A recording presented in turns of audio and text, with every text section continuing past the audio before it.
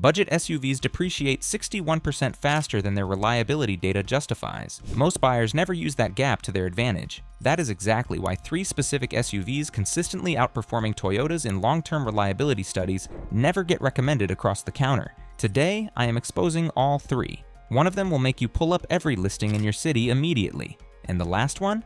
It is the SUV Toyota engineers quietly studied when their own reliability numbers started slipping. Let's dive in. Number 3. The 2008 to 2012 Ford Escape Hybrid. The search for a reliable, fuel-efficient hybrid sport utility vehicle often leads the entire market toward a few specific models. Because demand for popular Japanese hybrids remains high, the used car market charges a heavy premium. Finding a low-cost used hybrid from those specific manufacturers proves difficult. Sitting quietly in the background is a domestic hybrid that depreciated heavily due to its manufacturer badge. The second-generation Ford Escape Hybrid is a mechanical anomaly. It is a vehicle engineered with strict durability standards. New York City taxi fleets operated them past 400,000 miles under punishing urban driving conditions, proving the fundamental architecture can survive constant thermal cycling, idling, and severe structural abuse. The foundation of this vehicle lies in a patent-sharing agreement between Ford and Toyota. Ford engineered the chassis and the combustion engine, while utilizing a hybrid transmission architecture licensed through Toyota. The powertrain relies on a 2.5-liter 4-cylinder engine operating on the Atkinson cycle. A traditional Otto cycle engine compresses the air and fuel mixture entirely within a closed cylinder, forcing the piston upward against massive internal pressure. The Atkinson cycle leaves the intake valve open slightly longer during the upward compression stroke. This action pushes a small volume of the air and fuel mixture back into the intake manifold before combustion occurs. While this reduces the total horsepower output by decreasing the physical volume of the combustion event, it alters the effective compression ratio. This drastically reduces the pumping losses of the engine. It improves the thermodynamic efficiency, extracting maximum mechanical energy from every single drop of gasoline. The engine block itself is cast from lightweight aluminum, utilizing cast iron cylinder liners for long-term wear resistance. The dual overhead camshafts are driven by a maintenance-free steel timing chain rather than a rubber timing belt, eliminating a costly service interval. This combustion engine mates to an electronic continuously variable transmission, specifically designated as the Aisin HD10 transaxle. This transmission differs entirely from the belt-driven continuously variable transmissions found in modern vehicles. Belt-driven transmissions rely on a steel chain sliding between 2 adjustable metal pulleys. This friction-based mechanism generates excessive heat, eventually causing the steel belt to snap or the metal pulleys to score under heavy acceleration. The Ford electronic transmission contains 0 belts and 0 pulleys. It uses a traditional planetary gear set consisting of a central sun gear, multiple planet gears mounted to a carrier, and an outer ring gear. The physical operation of this transaxle is a masterpiece of mechanical simplicity. The central sun gear connects directly to a small electric generator motor, known as Motor Generator 1. The planet gear carrier connects directly to the gasoline combustion engine. The outer ring gear connects to the large electric traction motor, known as Motor Generator 2, and the final drive unit that spins the wheels. 2 electric motors control the gear ratios electromagnetically by altering the electrical resistance on the sun and ring gears. By varying the speed of the generator motor, the planetary gear set allows the gasoline engine to operate at its most efficient revolutions per minute, regardless of the actual road speed of the vehicle. Because there are no friction belts to wear out and no traditional clutch packs to burn up, the transmission resists mechanical slipping and lasts the entire operational lifespan of the vehicle. The electrical energy to power the traction motor is stored in a 330-volt nickel metal hydride battery pack located underneath the rear cargo floor. Nickel metal hydride chemistry is highly stable and resists the thermal runaway issues sometimes associated with modern lithium-ion batteries. Heat is the primary enemy of battery longevity. Ford engineers integrated a dedicated air conditioning loop directly into the rear battery housing to maintain optimal cell temperatures during heavy usage. This system utilizes a separate evaporator core and a complex network of ducting to pull chilled air across the battery cells. If individual cells degrade over a decade of use, independent hybrid specialists can isolate and replace the specific failing cell clusters rather than replacing the entire battery pack. This modular repair drops the long-term maintenance costs significantly. The braking system utilizes an advanced regenerative setup to capture kinetic energy. When the driver presses the brake pedal, the vehicle does not immediately clamp the brake pads against the steel rotors. Instead, the engine control module commands the large electric traction motor to reverse its polarity. The motor acts as a massive generator, using the physical momentum of the vehicle to create electrical current. This magnetic resistance slows the vehicle down while sending electricity back into the high-voltage battery pack. The traditional hydraulic friction brakes only engage during panic stops or at speeds below 5 miles per hour. Because the electric motor handles the majority of the braking force, the physical brake pads and rotors on the Ford Escape Hybrid routinely last past 100,000 miles before requiring replacement. While the core powertrain meets commercial fleet standards, the vehicle harbors specific weaknesses buyers must inspect before purchasing. The most common failure involves the motor electronics cooling system pump. This small electric water pump circulates dedicated coolant through the hybrid inverter located in the engine bay. The liquid coolant keeps the electrical components from overheating during the continuous conversion of direct current from the battery to alternating current for the electric motors. Around 100,000 miles, the internal bearings on this electric pump fail.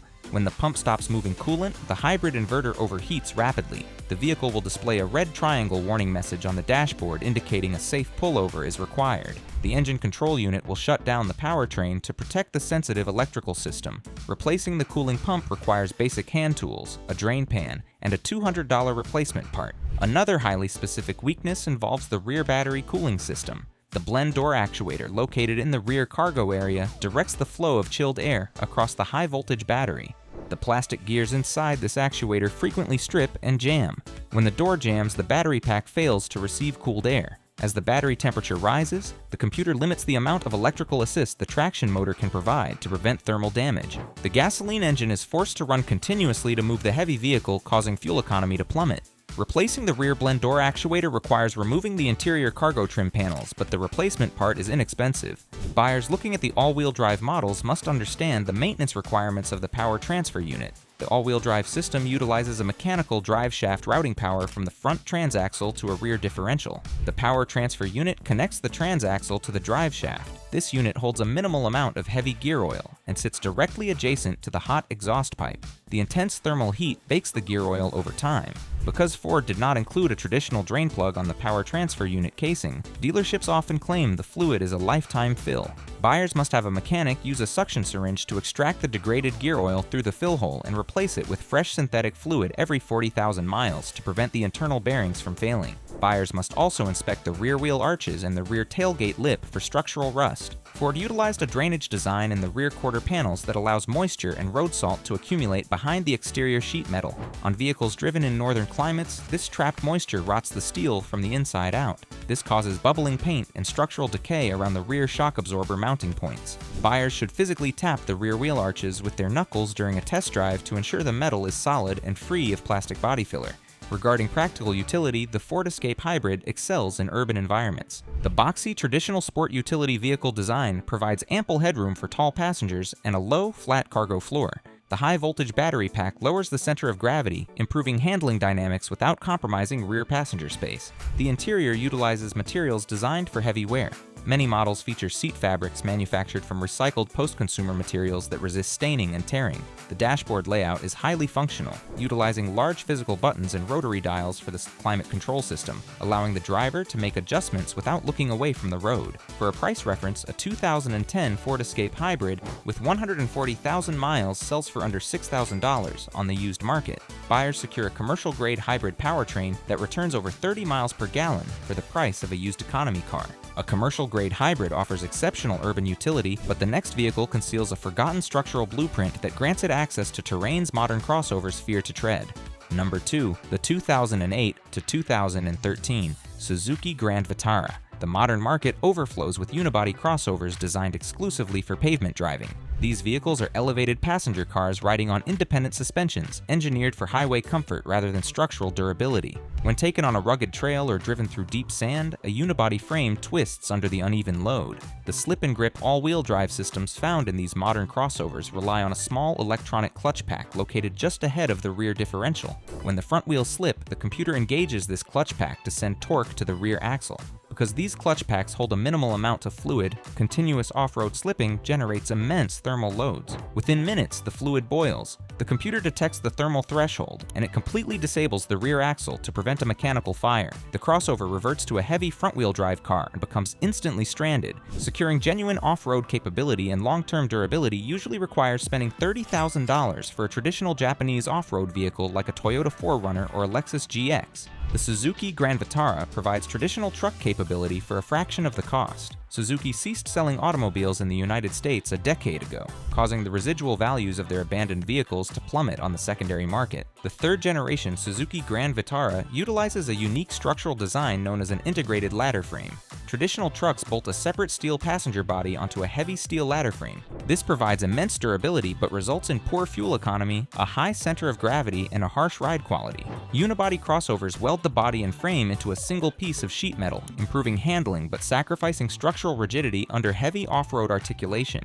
If you drive a standard crossover diagonally across a deep ditch, the frame twists. Opening the doors while the vehicle flexes often results in the doors jamming against the deformed door frames. Suzuki engineered a hybrid solution. They stamped a heavy-duty steel ladder frame directly into the floor pan of the unibody structure. They welded heavy-gauge steel box sections longitudinally along the bottom of the floor pan, connecting them with thick steel crossmembers. This provides the torsional rigidity required for off-road driving without the excessive weight penalty of a traditional truck. To further increase structural rigidity, Suzuki installed a steel strut tower brace across the engine bay directly from the factory, a component usually reserved for high-performance sports cars. Powering this rigid chassis is the J24B 2.4-liter inline four-cylinder engine. This engine features a lightweight aluminum engine block and a dual overhead camshaft design driven by a heavy-duty steel timing chain.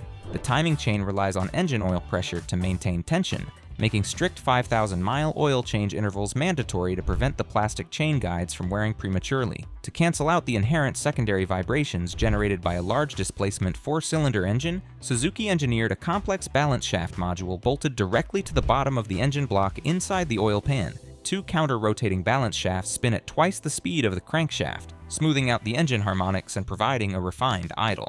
Unlike modern engines that rely on high-pressure direct fuel injection, the Suzuki utilizes traditional port fuel injection. Modern direct injection systems spray highly pressurized fuel directly into the combustion chamber, bypassing the intake valves entirely.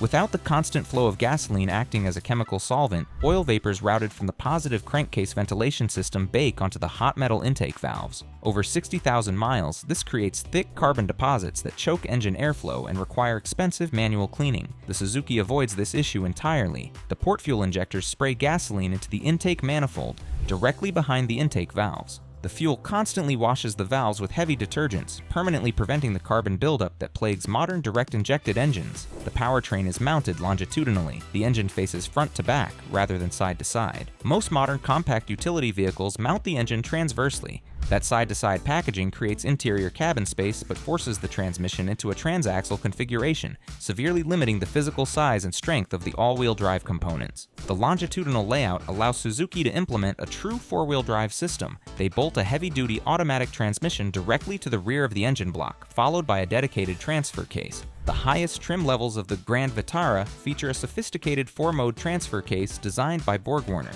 It includes a locking center differential and a dedicated low-range planetary gear reduction mode. The center differential utilizes a limited slip cam gear mechanism that mechanically splits engine torque 47% to the front axle and 53% to the rear axle during normal driving. Shifting the transfer case dial into 4-high lock engages a mechanical collar that binds the front and rear axles together, forcing a strict 50-50 torque split for deep snow or loose gravel. Shifting the dial into 4-low lock engages a planetary gear set inside the transfer case, multiplying the engine torque by a ratio of nearly 2-to-1. This massive gear reduction allows the vehicle to crawl over steep rocks, pull itself out of deep mud, and control steep downhill descents through engine braking without relying on the hydraulic brake pedal. This mirrors the mechanical capability of a dedicated off-road machine. When inspecting a used Grand Vitara, buyers must check for a specific manufacturing defect present on the 2009 and 2010 model years. Suzuki manufactured the engine blocks for those specific years with a metallurgical casting flaw in the water jacket on the right side of the engine block. Constant thermal expansion and contraction caused the aluminum engine block to crack externally, directly below the exhaust manifold heat shield. This crack allows pressurized liquid coolant to leak down the side of the engine block. Once the block cracks, the engine requires full replacement.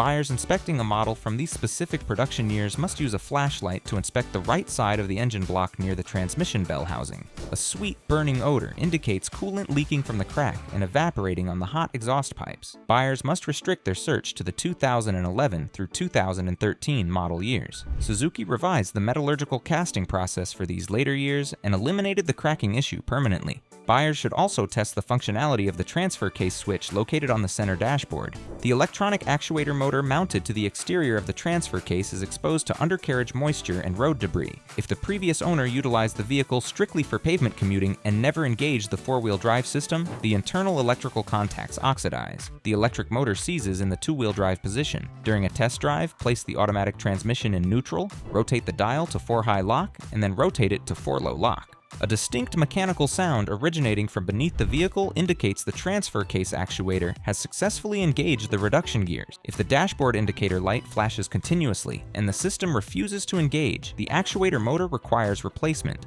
This repair costs roughly $400 at an independent mechanic. Another specific area to inspect is the climate control system inside the cabin. The blend door actuators, which control the flow of hot and cold air behind the dashboard, utilize small plastic gears. Over time, these gears strip. When adjusting the temperature dial, listen for a rapid, repetitive clicking noise coming from behind the glove box. This indicates a stripped actuator attempting to find its programmed position.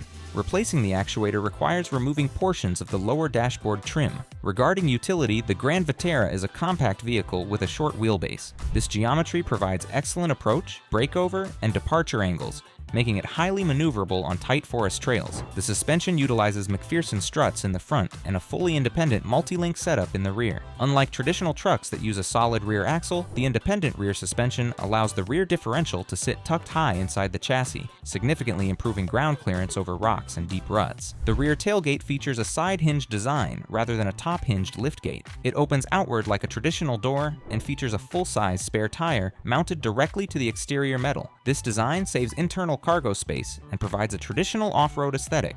Buyers must exercise caution when parallel parking in tight urban environments, as the side hinge door requires substantial rear clearance to swing open fully. Furthermore, if previous owners mounted oversized, heavy off-road tires to the spare tire carrier, the excess weight can prematurely wear out the tailgate hinges, causing the door to sag and become difficult to latch. A 2012 Suzuki Grand Vitara with 110,000 miles lists for around $7,000. Parts availability remains steady because Suzuki sold the vehicle globally across multiple international markets, often under the Escudo nameplate. Aftermarket manufacturers continue to produce replacement suspension components, brake pads, and engine sensors. Specialized off-road companies even manufacture suspension lift kits and steel underbody skid plates for this specific chassis. It is a genuine, low-range, capable off-road truck priced like a depreciated hatchback. Navigating rugged trails requires a specialized chassis, but the final vehicle on our list is a heavy-duty towing machine that bypasses a fatal transmission flaw by utilizing a hidden commercial-grade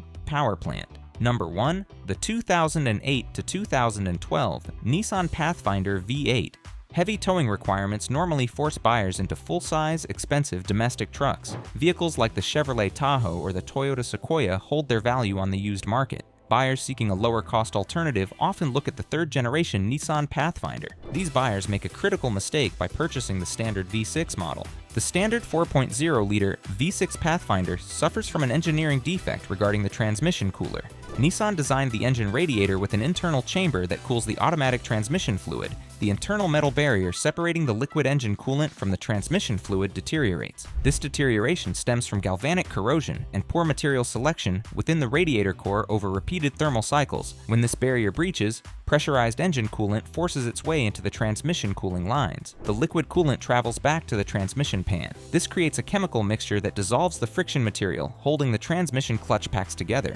Mechanics refer to this toxic mixture as the strawberry milkshake of death. A failed $200 radiator results in a $4,000 transmission replacement. To secure reliability and bypass this flaw entirely, buyers must hunt for the V8 Nissan Pathfinder. Nissan produced the V8 option in limited numbers between 2008 and 2012. The V8 engine utilizes a different, heavy-duty cooling system that drastically reduces the risk of internal cross-contamination. Nissan engineers separated the cooling circuits for the larger engine, mitigating the fatal flaw of the smaller V6 models entirely. The engine is the VK56DE. This is a 5.6-liter V8 originally designed for the full-size Nissan Titan pickup truck. and the heavy-duty Nissan NV commercial vans. It is a commercial-grade power plant.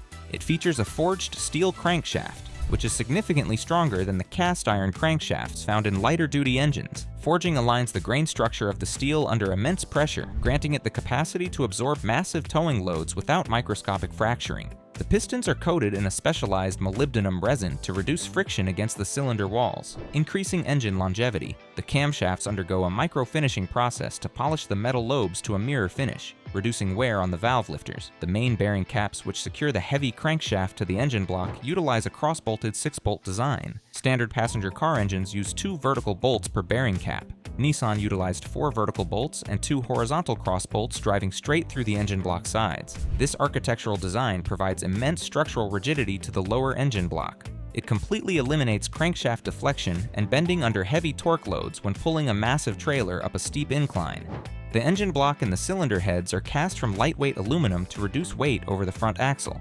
The dual overhead camshafts are driven by silent timing chains rather than rubber belts. Rubber timing belts require expensive replacement intervals and risk snapping under heavy engine load. Heavy-duty steel chains last the operational lifespan of the engine, provided the owner maintains consistent oil change intervals to protect the hydraulic chain tensioners. This engine produces 310 horsepower and 388 pound-feet of torque. Nissan bolted it to a robust 5-speed automatic transmission, known internally as the Jatco RE5R05A, designed specifically to handle the elevated torque output of the V8 block. The transmission control unit is integrated directly into the valve body inside the transmission fluid pan, allowing for rapid, precise shift control. The vehicle sits on the F-Alpha fully boxed steel frame. A standard C-channel frame is open on one side and prone to flexing under heavy loads. A fully boxed frame consists of fully enclosed steel tubes welded together. This rigidity prevents the chassis from twisting when towing heavy trailers over uneven terrain. Combining the forged V8 engine, the heavy-duty transmission, and the fully boxed steel frame gives the V8 Pathfinder a maximum towing capacity of 7,000 pounds. This matches many full-size trucks, allowing owners to tow enclosed car trailers or large campers safely. The Pathfinder utilizes a mid-size wheelbase. While the engine possesses the raw power to pull 7,000 pounds, the shorter wheelbase requires owners to carefully balance the trailer tongue weight.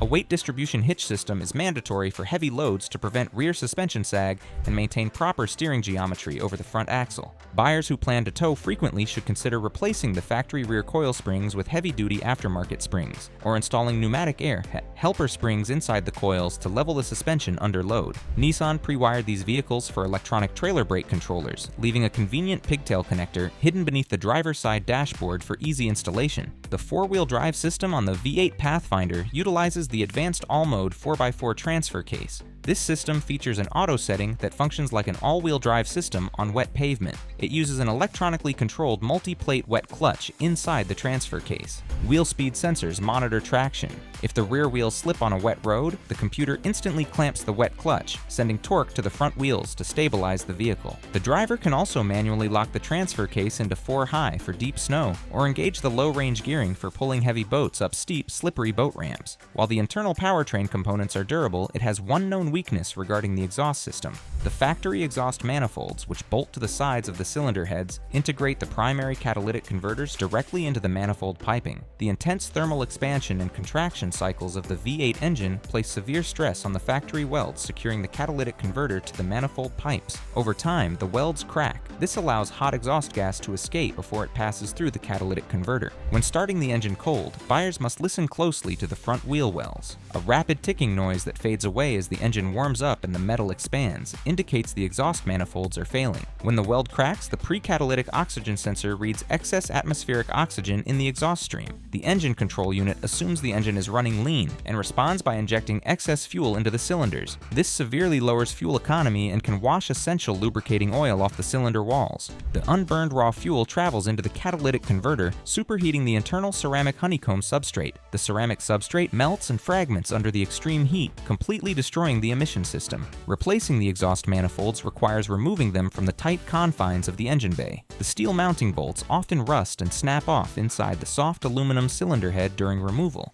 A mechanic must meticulously drill out the broken steel studs and rethread the aluminum head, adding significant labor hours to the repair. A repair bill of $1,500 is standard to install aftermarket exhaust headers that solve the cracking issue permanently. Aftermarket headers eliminate the integrated catalytic converters near the engine block, moving them further downstream under the chassis to prevent future heat damage to the engine bay. Another unique engineering quirk involves the location of the starter motor. Nissan engineers place the starter motor deep inside the valley of the engine block, directly underneath the intake manifold. This location protects the starter from water and mud intrusion during off-road driving, but it makes replacement labor-intensive. If the starter motor fails, a mechanic must remove the entire intake manifold assembly to access the component. Buyers must also inspect the rear climate control lines. The Pathfinder features a secondary air conditioning and heater core located in the rear cargo area to cool the third-row passengers. The aluminum refrigerant and coolant lines running along the passenger side frame rail are fully exposed to road debris and salt. These aluminum lines frequently rot and develop pinhole leaks, causing the vehicle to lose refrigerant or engine coolant.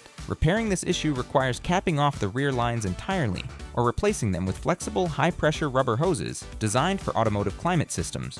A 2010 Nissan Pathfinder V8 with 130,000 miles sells for around $10,000. Buyers acquire the mechanical equivalent of a full-size Nissan Titan pickup truck, packaged inside a maneuverable mid-size body. It is a towing fortress that avoids the inflated prices of traditional domestic trucks. The depreciation curve hit this specific model hard due to its association with the flawed V6 models. Informed buyers can exploit this association, purchasing commercial-grade engineering for a fraction of its true value. Which one of these 3 durable sport utility vehicles fits your specific utility requirements? Did you know about the block cracking issue on the early Suzuki models, or the towing capacity hidden within the V8 Pathfinder? Drop a comment down below. I read every single one, and I want to know your strategies for finding mechanical value in the used car market. If this video provided you with the exact engine codes and configurations you need to locate a reliable vehicle, hit that subscribe button right now and do not forget to like this video. We are building a community of drivers who refuse to be manipulated by the automotive industry. There's a video popping up on your screen right now. Click it before you forget. I will meet you over there.